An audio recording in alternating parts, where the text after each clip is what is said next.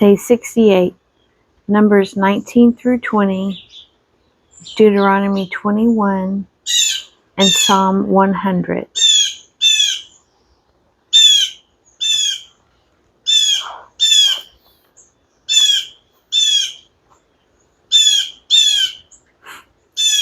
Numbers 19, Ceremony of the Red Heifer. Now the Lord said to Moses and to Aaron, "This is the statute of the law which the Lord has commanded. Tell the sons of Israel to bring you a red heifer without defect, in which there is no blemish, and upon which a yoke has never come. And you shall give her to Eleazar the priest. And she shall be taken outside the camp and slaughtered before him. And Eleazar the priest shall take some of her blood with his finger, and sprinkle some of her blood toward the front of the tent of meeting 7 times. And the heifer shall be burned in his sight. Her skin, her flesh, and her blood, with all her dung, shall be burned. And the priest shall take cedar wood and hyssop and scarlet stuff, and cast them into the midst of the burning of the heifer. Then the priest shall wash his clothes and bathe his body in water. And afterwards he shall come into the camp, and the priest shall be unclean until evening. He who burns the heifer shall wash his clothes in water and bathe his body in water, and shall be unclean until evening. And a man who is clean shall gather up the ashes of the heifer and deposit them outside the camp in a clean place, and they shall be kept for the congregation of the sons of Israel, for the water for impurity, for the removal of sin. And he who gathers the ashes of the heifer shall wash his clothes and be unclean until evening. And this shall be to the sons of Israel, and to the stranger who sojourns among them, a perpetual statute. Laws concerning the dead. He who touches the dead body of any person shall be unclean 7 days. He shall cleanse himself with the water on the 3rd day, and on the 7th day, and so be clean. But if he does not cleanse himself on the 3rd day and on the 7th day, he will not become clean. Whoever touches a dead person, the body of any man who has died, and does not cleanse himself, defiles the tabernacle of the Lord. And that person shall be cut off from Israel, because the water for impurity was not thrown upon him. He shall be unclean. His uncleanness is still on him. This is the law when a man dies in a tent. Everyone who comes into the tent, and everyone who is in the tent, shall be unclean 7 days. And every open vessel which has no cover fastened upon it is unclean. Whoever in the open field touches one who is slain with a sword, or a dead body, or a bone of a man, or a grave, shall be unclean 7 days. For the unclean they shall take some ashes of the burnt sin offering, and running water shall be added in a vessel. Then a clean person shall take hyssop and dip it in the water, and sprinkle it upon the tent, and upon all the furnishings, and upon the persons who are there, and upon him who touched the bone, or the slain, or the dead, or the grave. And the clean person shall sprinkle upon the unclean on the 3rd day and on the 7th day. Thus on the 7th day he shall cleanse him, and he shall wash his clothes, and bathe himself in water, and at evening he shall be clean. But the man who is unclean and does not cleanse himself, that person shall be cut off from the midst of the assembly, since he has defiled the sanctuary of the Lord, because the water for impurity has not been thrown upon him. He is unclean, and it shall be a perpetual statute for them. He who sprinkles the water for impurity shall wash his clothes, and he who touches the water for impurity shall be unclean until evening. And whatever the unclean person touches shall be unclean, and anyone who touches it shall be unclean until evening. Numbers 20, the waters of Meribah. And the sons of Israel, the whole congregation, came into the wilderness of Zin in the first month, and the people stayed in Kadesh, and Miriam died there and was buried there. Now there was no water for the congregation, and they assembled themselves together against Moses and against Aaron. And the people contended with Moses and said, Would that we had died when our brethren died before the Lord. Why have you brought the assembly of the Lord into this wilderness, that we should die here, both we and our cattle? And why have you made us come up out of Egypt, to bring us to this evil place? It is no place for grain, or figs, or vines, or pomegranates, and there is no water to drink. Then Moses and Aaron went from the presence of the assembly to the door of the tent of meeting, and fell on their faces. And the glory of the Lord appeared to them. And the Lord said to Moses, Take the rod and assemble the congregation, you and Aaron your brother, and tell the rock before their eyes to yield its water. So you shall bring water out of the rock for them. So you shall give drink to the congregation and their cattle. And Moses took the rod from before the Lord, as he commanded him. And Moses and Aaron gathered the assembly together before the rock. And he said to them, Hear now, you rebels, shall we bring forth water for you out of this rock?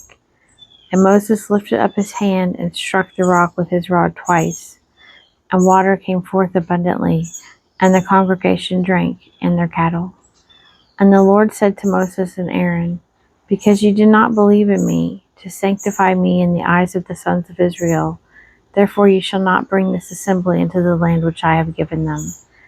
These are the waters of Meribah, where the sons of Israel contended with the Lord, and he showed himself holy among them.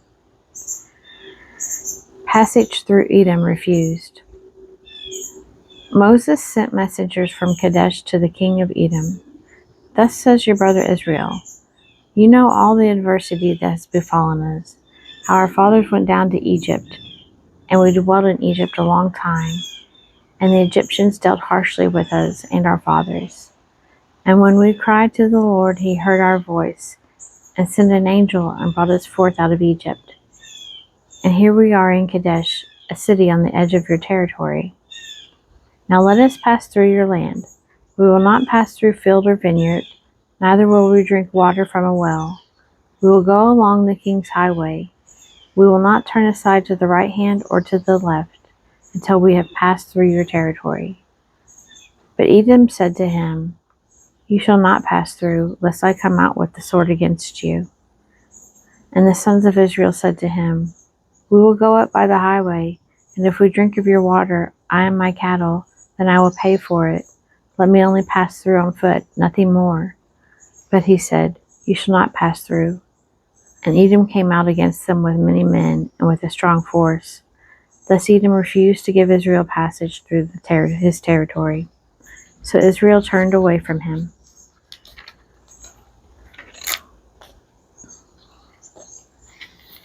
The death of Aaron. And they journeyed from Kadesh, and the sons of Israel, the whole congregation, came to Mount Hor.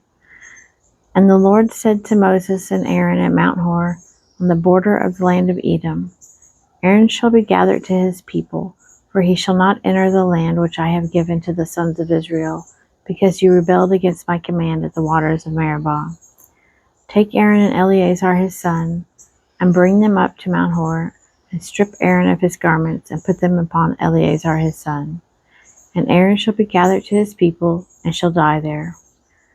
Moses did as the Lord commanded, and they went up Mount Hor in the sight of the congregation. And Moses stripped Aaron of his garments, and put them upon Eleazar his son. And Aaron died there on the top of the mountain. Then Moses and Eleazar came down from the mountain. And when all the congregation saw that Aaron was dead, all the house of Israel wept for Aaron 30 days.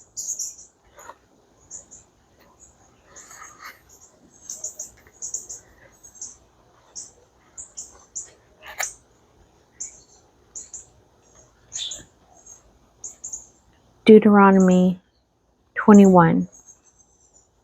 Concerning the slain. If in the land which the Lord your God gives you to possess, anyone is found slain, lying in the open country, and it is not known who killed him, then your elders and your judges shall come forth, and they shall measure the distance to the cities which are around him that is slain. And the elders of the city which is nearest to the slain man shall take a heifer which has never been worked, and which is not pulled in the yoke. And the elders of that city shall bring the heifer down to a valley with running water, which is neither plowed nor sown, and shall break the heifer's neck there in the valley. And the priests, the sons of Levi, shall come forward, for the Lord your God has chosen them to minister to him, and to bless in the name of the Lord. And by their word every dispute and every assault shall be settled. And all the elders of that city nearest to the slain man shall wash their hands over the heifer whose neck was broken in the valley. And they shall testify, our hands did not shed this blood, neither did our eyes see it shed. Forgive, O Lord, your people Israel, whom you have redeemed, and set not the guilt of innocent blood in the midst of your people Israel, but let the guilt of blood be forgiven them. So you shall purge the guilt of innocent blood from your midst, when you do what is right in the sight of the Lord. Women taken captive. When you go forth to war against your enemies, and the Lord your God gives them into your hands, and you take them captive, and see among the captives a beautiful woman, and you have desire for her, and would take her for yourself as wife, then you shall bring her home to your house, and she shall shave her head and pare her nails, and she shall put off her captive's garb, and shall remain in your house, and bewail her father and her mother a full month. After that you may go into her, and be her husband, and she shall be your wife.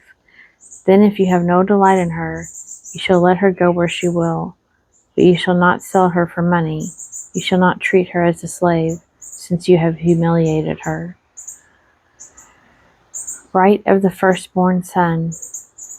If a man has 2 wives, the one loved and the other disliked, and they have borne him children, both the loved and the disliked, and if the firstborn son is hers that is disliked, then on the day when he assigns his possessions as an inheritance to his sons, he may not treat the son of the loved as the firstborn in preference to the son of the disliked, who is the firstborn.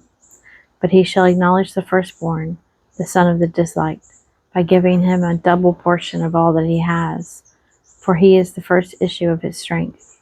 The right of the firstborn is his. Rebellious sons. If a man has a stubborn and rebellious son, who will not obey the voice of his father or the voice of his mother, and though they chastise him, will not give heed to them, then his father and his mother shall take hold of him, and bring him out to the elders of his city at the gate of the place where he lives. And they shall say to the elders of his city, this our son is stubborn and rebellious. He will not obey our voice. He is a glutton and a drunkard. Then all the men of the city shall stone him to death with stones. So you shall purge the evil from your midst, and all Israel shall hear and fear. Miscellaneous laws. And if a man has committed a crime punishable by death, and he is put to death, and you hang him on a tree, his body shall not remain all night upon the tree, but you shall bury him the same day. For a hanged man is accursed by God. You shall not defile your land, which the Lord your God gives you for an inheritance. Deuteronomy 22. You shall not see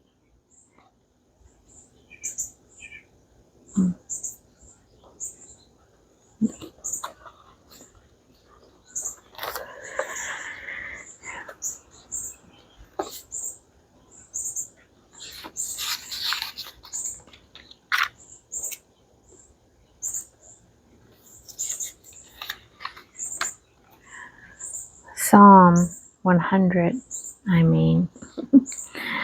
Psalm 100. All lands summon to praise God. A psalm for the thank offering. Make a joyful noise to the Lord, all the lands. Serve the Lord with gladness. Come into his presence with singing. Know that the Lord is God. It is he that made us, and we are his. We are his people and the sheep of his pasture. Enter his gates with thanksgiving, and his courts with praise.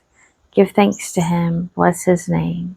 For the Lord is good, his mercy endures forever, and his faithfulness to all generations.